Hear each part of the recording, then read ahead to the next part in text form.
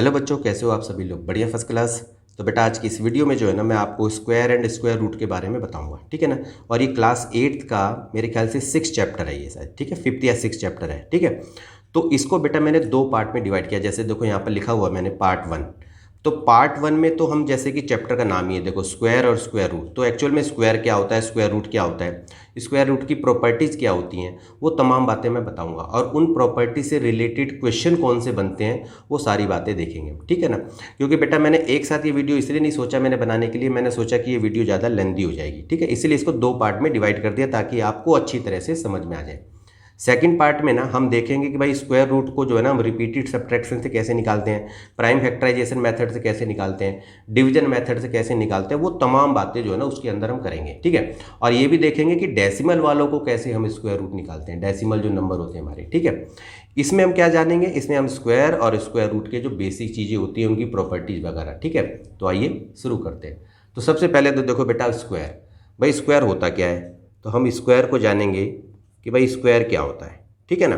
तो स्क्वायर का मतलब होता है कि जब, अब देखो जैसे मैंने ये कहा कि भाई when a number is multiply, when a number is multiplied by itself, ठीक है। तो द प्रोडक्ट, यानी कि जो उसका प्रोडक्ट बनेगा, यानी कि मल्टीप्लाई करने पर, सो obtained is known as the square of that number, the square of that number, ठीक है। तो देखो पहले तो स्क्वायर का मतलब समझो आप कि यानी कोई भी एक नंबर ना, यदि उसी सेम नंबर से मैं उसको यानी कि मल्टीप्लाई कर दूं तो समझ लेना कि वो स्क्वायर होता है। जैसे एग्जांपल के तौर पे देखो आप, जैसे मैंने कहा 2 की स्क्वायर, जैसे आप यह ध्यान रखना कि बेटा 2 की पावर यदि 2 लगा दूंगा तो वो 2 की स्क्वायर माना जाता है। तो 2 के स्क्वायर का मतलब क्या हो जाता है, इस 2 को ही 2 से मल्टीप्लाई करना, तो 2 2 जा 4 हो जाता है। इसी तरह से आप स्क्वायर 3 की करोगे तो 3 को 3 से मल्टीप्लाई करना है तो 9 हो जाएगा। और यदि आप 5 की स्क्वायर करोगे तो 5 को 5 से मल्टीप्लाई करोगे यानी कि 25 हो जाएगा। तो ये बात तो आपको समझ में आ रही है, ठीक है ना। तो कहने का मतलब ये हुआ कि यदि मैंने कहा कि भाई स्क्वायर ऑफ 2 तो इज 4, यानी कि 2 का स्क्वायर क्या है, 4 है, 3 का स्क्वायर क्या है, 9 है, 5 का स्क्वायर क्या है, 25 है। ये बात तो बिल्कुल समझ में आ गई आपको। अब ये देखो जैसे मैंने कहा कि भाई 2 का स्क्वायर होता है 4, क्लियर होगी बात ये। तो इसी तरह से जो 4 जो होता है ना, 4 बना किससे, इस 2 से बना है, तो 4 का स्क्वायर रूट क्या होगा, 2 होगा। तो ये ध्यान रखना है, यानी कि 2 का स्क्वायर 4 और 4 का स्क्वायर रूट 2 होता है। तो इसी तरीके से तुम देखोगे बेटा कि ना एक स्क्वायर रूट का सिंबल होता है, तो वो सिंबल भी मैं आपको बताता हूँ कैसा होता है वो सिंबल, आपको पता भी होगा। इस तरह से सिंबल होता है ये स्क्वायर रूट का सिंबल होता है यहाँ पर, ठीक है ना। यदि मान लो मैंने यहाँ पर डाल दिया यानी कि रूट में 4, तो इसका मतलब क्या हुआ, यानी कि इस सिंबल का मतलब क्या होता है, स्क्वायर रूट ऑफ 4, यानी कि हमें 4 का स्क्वायर रूट निकालना है। तो 4 का स्क्वायर रूट क्या होता है, 2 होता है। क्लियर की बात ये। इसी तरीके से मैंने कहा रूट 9, इस 9 का स्क्वायर रूट क्या होगा, तो 3 होगा।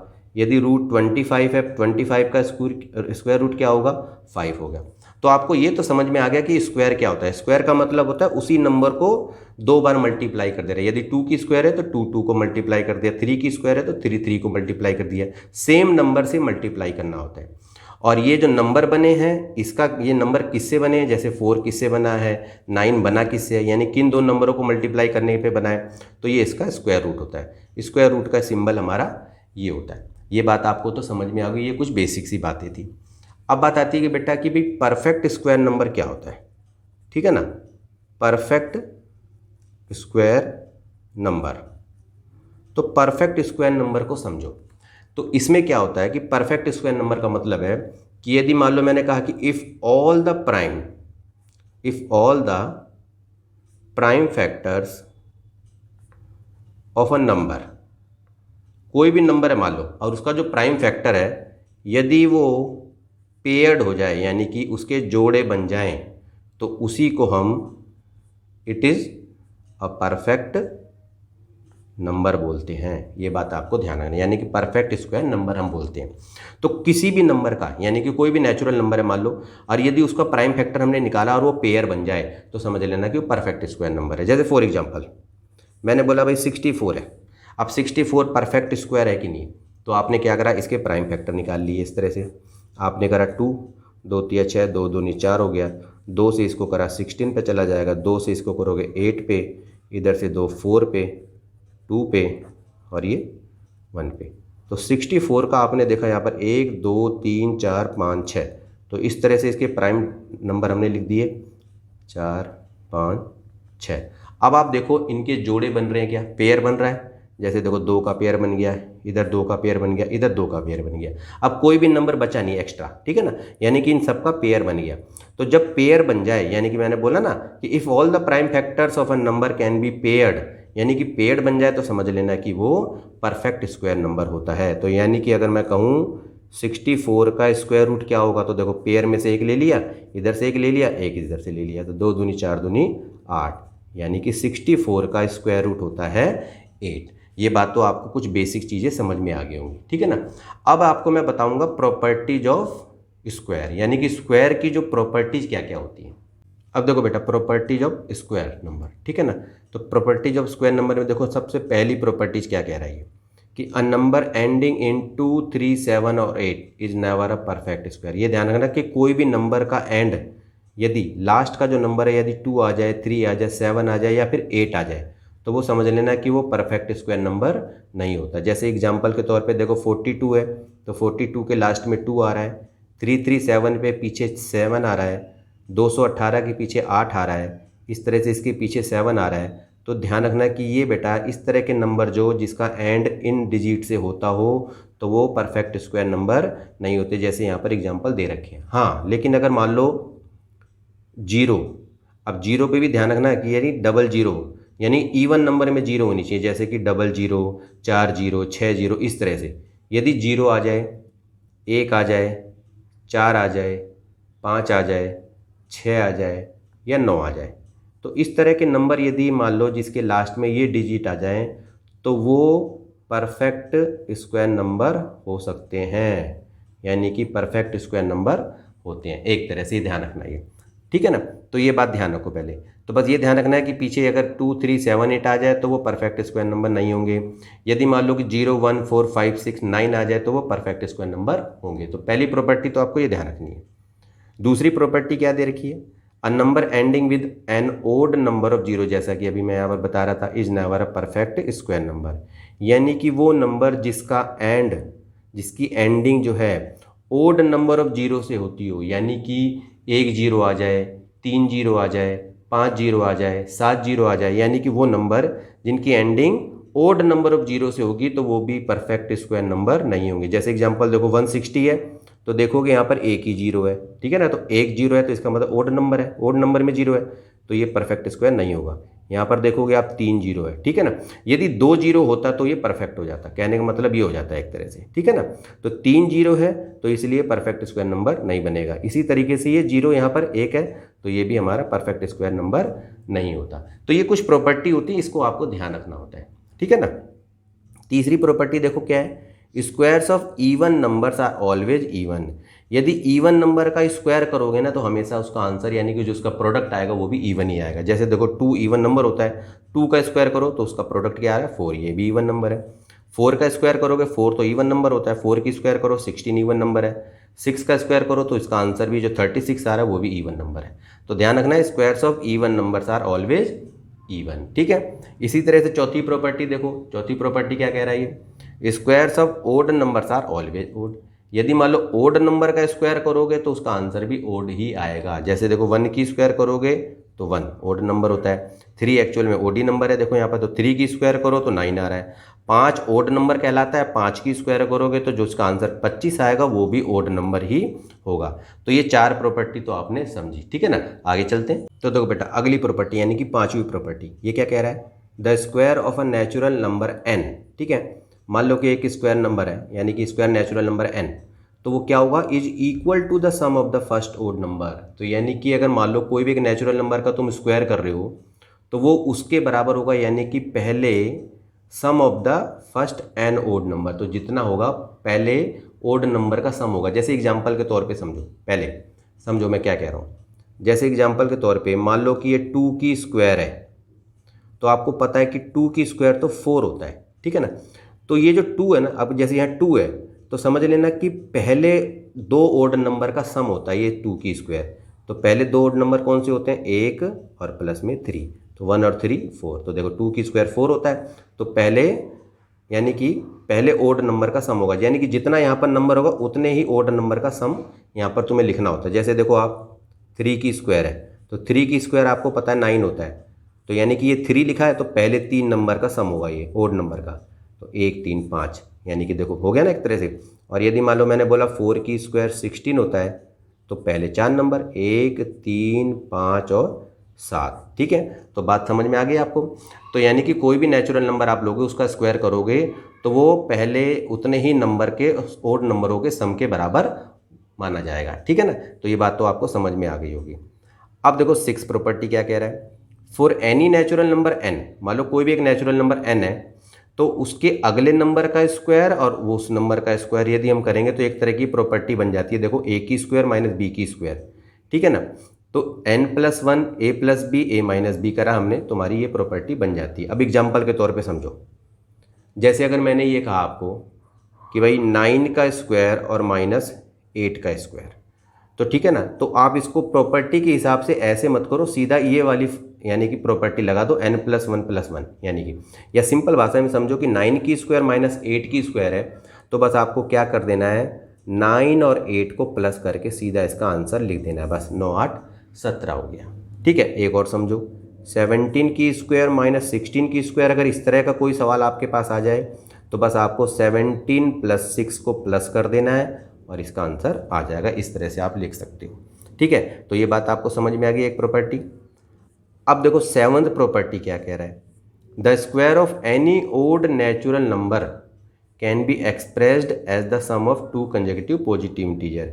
यानी कि किसी भी ओड नेचुरल नंबर, कोई भी एक ओड नेचुरल नंबर लो और उसका स्क्वायर करो, तो वो जो है ना उसको हम यानी कि दो लगातार पॉजिटिव इंटीजर के सम के रूप में हम उसको दिखा सकते हैं। जैसे फॉर एग्जांपल लो, ऐसे समझो, एग्जांपल से समझ में आएगा। Square of any odd natural number लेते हैं, तो मैंने एक 3 लिया, 3 का स्क्वायर क्या होता है, 9 होता है। अब 9 को मैं 4 और 5 लिख सकता हूँ ना, यानी कि 4 और 5 लिख सकता हूँ, तो दो पॉजिटिव इंटीजर की फॉर्म में मैं इसको लिख के दिखा सकता हूँ। तो देखो ओड नंबर होना चाहिए, ध्यान रखना, इवन नहीं लिखा भी यहाँ पर। देखो square of any odd natural number can be expressed as the sum of the two consecutive positive integer, यानी कि लगातार दो पॉजिटिव इंटीजर की फॉर्म में हम उसको दिखा सकते हैं। चलो एक एग्जांपल और देखो, 3 के बाद होता है 5, 5 का स्क्वायर क्या होता है, 25 होता है। अब 25 को द्वारा दो पॉजिटिव यानी कि दो लगातार संख्याओं का सम करके दिखाओ, तो जैसे कि अगर मैं कहूँ कि 12 और 13, 12 और 13 दो लगातार संख्याएं होती हैं, 12 और 13 का सम करोगे तो 25 होता है। इसी तरीके से देखो आप 7 की स्क्वायर करो तो 49 होता है, तो 49 को अगर मैं करूं तो 24 और 25 यानी कि दो लगातार संख्याओं का सम करेंगे तो 49 आ जाता है। तो ये प्रॉपर्टी आपको समझ में आ गई हुई, ठीक है ना। अब अगली प्रॉपर्टी की तरफ बढ़ते हैं। अब देखो बेटा property 8, there are 2n numbers lying between n की स्क्वायर एंड n प्लस 1 की स्क्वायर, यानी कि n की स्क्वायर यानी कोई भी नेचुरल नंबर, n की स्क्वायर और प्लस उससे अगले नंबर का जो स्क्वायर है, उन दोनों के बीच में 2n नंबर होता है। अब जैसे इसको इस तरह से समझोगे नहीं, आप सिंपल तरीके से समझो। जैसे एग्जांपल के तौर पे मैंने कहा कि यदि मुझे 5 की स्क्वायर एंड 6 की स्क्वायर के बीच में कितने नंबर है वो बताने हैं, 5 की स्क्वायर और 6 की स्क्वायर के बीच में कितने नंबर है तो वो बताने हैं, तो मुझे क्या करना पड़ेगा, सीधा ध्यान रखना आप। तो जैसे मैंने बोला ना, देखो n की स्क्वायर जैसे ये माना आपने, n प्लस 1 की स्क्वायर उससे अगला नंबर 6 माना, तो उसके बीच में 2n है। तो बस ये ध्यान रखना आपको कि 2 मल्टीप्लाई और ये इसी को नंबर जो छोटा नंबर उसको n मान लेना, तो 2 इंटू 5 तो कितने नंबर होंगे, 10 होंगे। तो बस इस तरह से कर लेना। ऐसे अगर समझ नहीं आ रहा तो ऐसे समझो, अगर मैंने कहा 5 की स्क्वायर है तो 25 होता है, क्लियर होगी बात ये, और 6 की स्क्वायर क्या होता है, 36 होता है। अब बताओ 25 और 36 के बीच में अगर नंबर आप जोड़ो, जरा जोड़ो, 26 27 28 29 30 31 32 33 34 35। अब जरा गिन लो जरा, 1 2 3 4 5 6 7 8 9 10 हुए ना 10 नंबर। ठीक है, तो इसी तरीके से इसको डायरेक्ट आप करके देख सकते हो। ठीक है ना। एक और समझो, अगर मैंने ये कह दिया आपको कि 9 की स्क्वायर एंड 10 की स्क्वायर के बीच में कितने नंबर होंगे, तो बस आपको 2n लिखना है, यानी कि 2 मल्टीप्लाई इसको n माना जो छोटा नंबर है 9, तो यानी कि 18 नंबर होंगे। तो ये प्रॉपर्टी आपको अच्छे से समझ में आ गई होगी। तो यानी कि 9 की स्क्वायर होता है 81 और 10 की स्क्वायर होता है 100। तो आप 81 और 100 के बीच में अगर आप देखोगे तो 18 ही नंबर होंगे। ये बात आपको ध्यान रखनी है। ठीक है ना, ये प्रॉपर्टी तो आपको समझ में आई। अब देखो बेटा है पाइथागोरियन ट्रिपलेट। ठीक है ना, पाइथागोरियन ट्रिपलेट देखो आप, 3 natural numbers m n and p। मान लो कि 3 नेचुरल नंबर है, एक m है, एक n है, एक p है। उनको हम पाइथागोरियन ट्रिपलेट कहेंगे यदि m की स्क्वायर प्लस n की square is equal to p की स्क्वायर होता है। जैसे कि आपने राइट ट्रायंगल का फार्मूला तो पढ़ा ही होगा पाइथागोरियन। आपको पता है कि ये हाइपोटेनस होता है, ये बेस है, ये परपेंडिकुलर है। अगर मान लो तो आपको पता है कि परपेंडिकुलर की स्क्वायर बेस की स्क्वायर बराबर हाइपोटेनस की स्क्वायर होता है। तो ये इसी को हम पाइथागोरियन ट्रिपलेट भी कहते हैं। ये ध्यान रखना है। For any natural number m यानी कि ग्रेटर लेस देन, यानी कि ग्रेटर देन लेस देन 1, यानी कि ये ध्यान रखना आपको, यानी कि 1 से बड़ा होना चाहिए। अब देखो जो पाइथागोरियन ट्रिपलेट बनती है वो ये फार्मूला ध्यान रखना है, 2m m की स्क्वायर माइनस 1 m की स्क्वायर प्लस 1 है। ठीक है, इस फार्मूले से आप पाइथागोरियन ट्रिपलेट बना सकते हो। जैसे एग्जांपल के तौर पे देखो, अगर मान लो मैंने कहा कि भाई एक नंबर जो है, मान लिया कि मैंने m की वैल्यू है 3। ठीक है, तो इसकी पाइथागोरियन ट्रिपलेट क्या बनेगी, तो भाई पहला नंबर है हमारा 2m, तो 2m का मतलब क्या हुआ, 2 इंटू 3 यानी कि 6, पहला नंबर हो गया। फिर है m की स्क्वायर माइनस 1, तो यानी कि 3 की स्क्वायर माइनस 1 यानी कि 9 माइनस 1 यानी कि 8 हो गया। और m की स्क्वायर प्लस 1 यानी कि 3 की स्क्वायर प्लस 1, 9 प्लस 1 यानी कि 10 हो गया। तो हमारी पाइथागोरियन ट्रिपलेट क्या बनी, 6 8 और 10 बनी। और यदि आप इसको इसमें रिप्रेजेंट करोगे तो बिल्कुल वही के वही आएगा। जैसे देखो आप, 6 की स्क्वायर 8 की स्क्वायर इज इक्वल टू 10 की स्क्वायर होगा। 6 6 जा 36, 8 8 जा 64 और 10 की स्क्वायर 100, तो 100 इज इक्वल टू 100, यानी कि इसको सेटिस्फाई कर रही है कि नहीं कर रही है।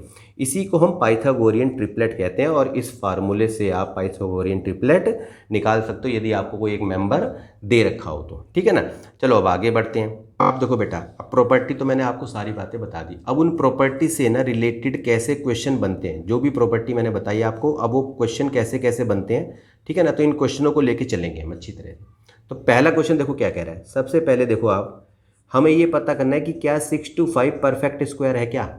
ठीक है, तो क्या करेंगे हम, 6 to 5 का प्राइम फैक्टर इस तरह से निकाल देंगे। अब इसको करो जरा, तो 5 से हो रहा है ये 5 एकम 5, 5 दूनी 10, 5 पंजे 25, चला गया ये।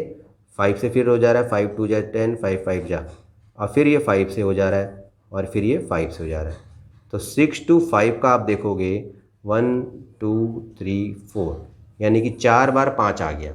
अब इसका देखो पेयर बन रहा है, यानी कि पेयर तो हमारा बन रहा है इसका, 5 5 जा यानी कि 25। तो कहने मतलब हमें इसका स्क्वायर रूट नहीं निकालना था, हमें तो बस ये बताना था परफेक्ट स्क्वायर है कि नहीं।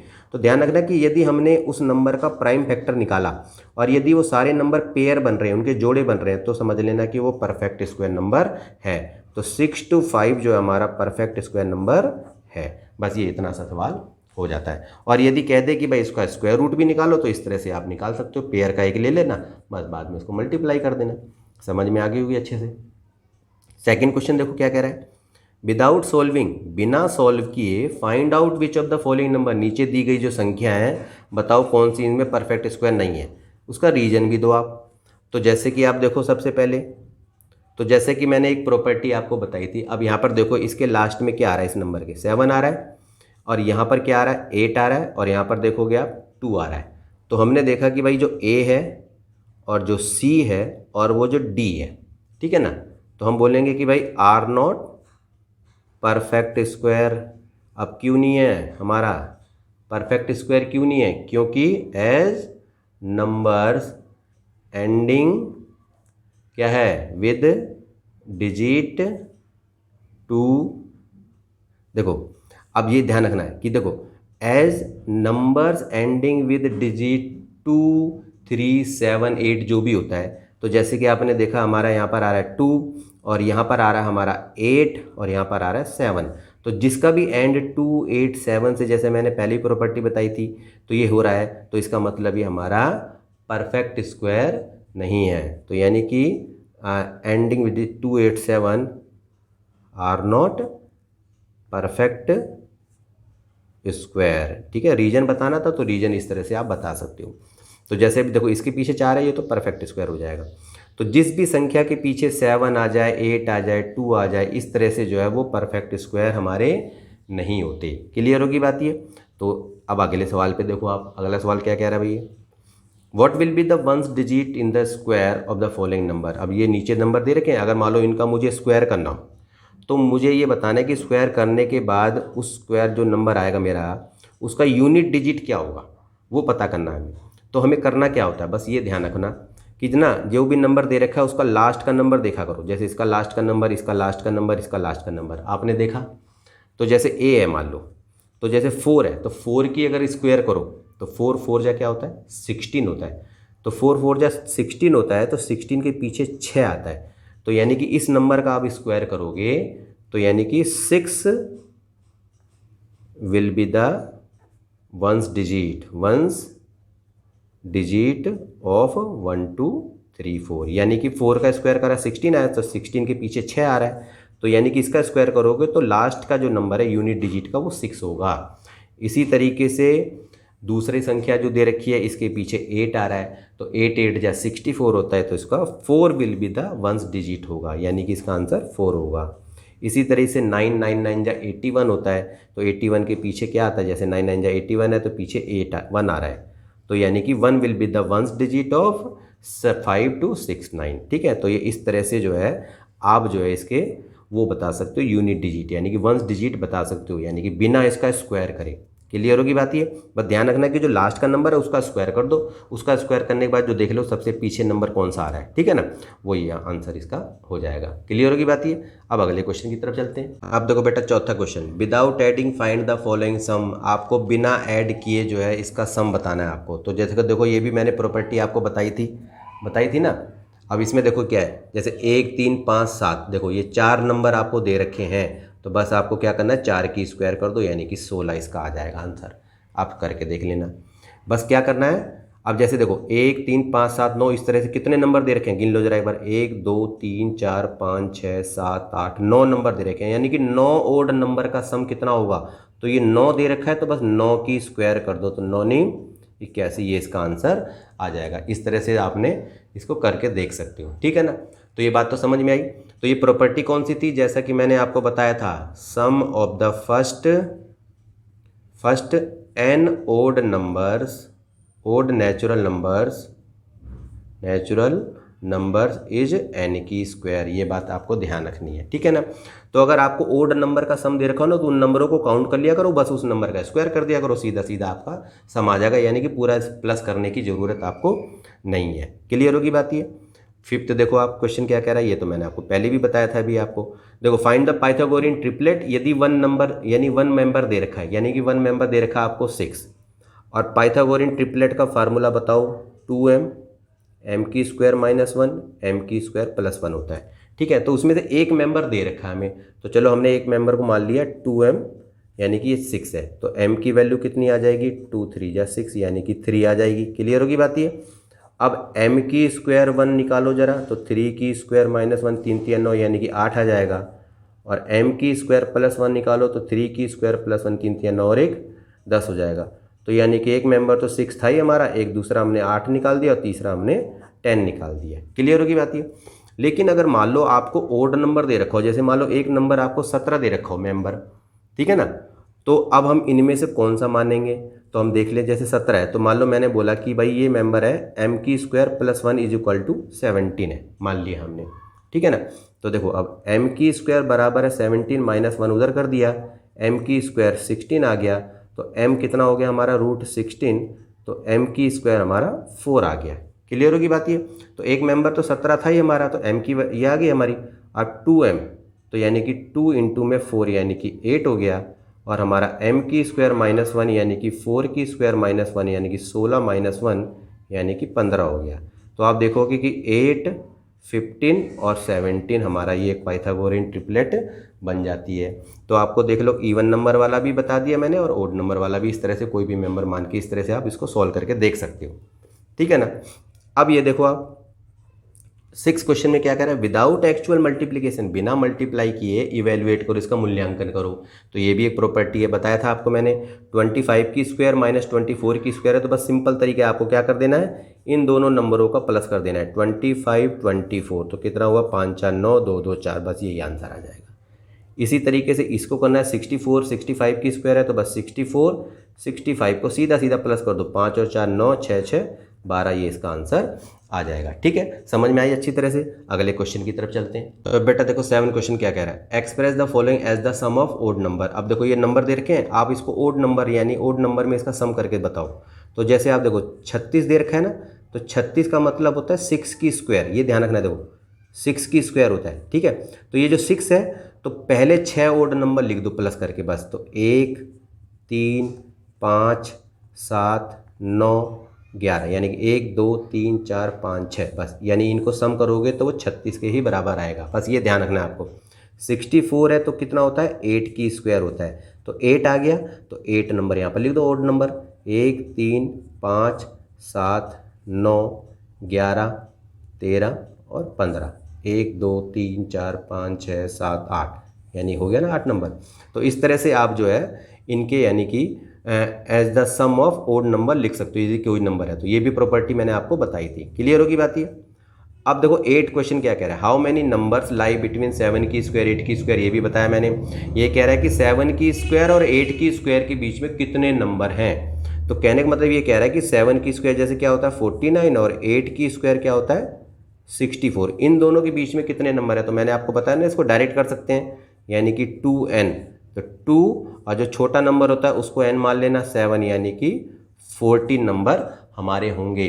और नहीं समझ में आ रहा है तो 49 और 64 के बीच में यदि आप देखोगे नंबर तो 14 ही नंबर होंगे। जैसे देख लो आप, 50 होगा, 51 52 53 54 55 56 57 58 59 60 61 62 63, गिन लो जरा, 1 2 3 4 5 6 7 8 9 10 11 12 13 14, यानी कि 14 ही नंबर होंगे। तो इस तरह से डायरेक्ट आप करके बता सकते हो, क्लियर होगी बात ये। तो बेटा ये आज के लिए इतना ही मैंने आपको बताया, ये पहले पार्ट में।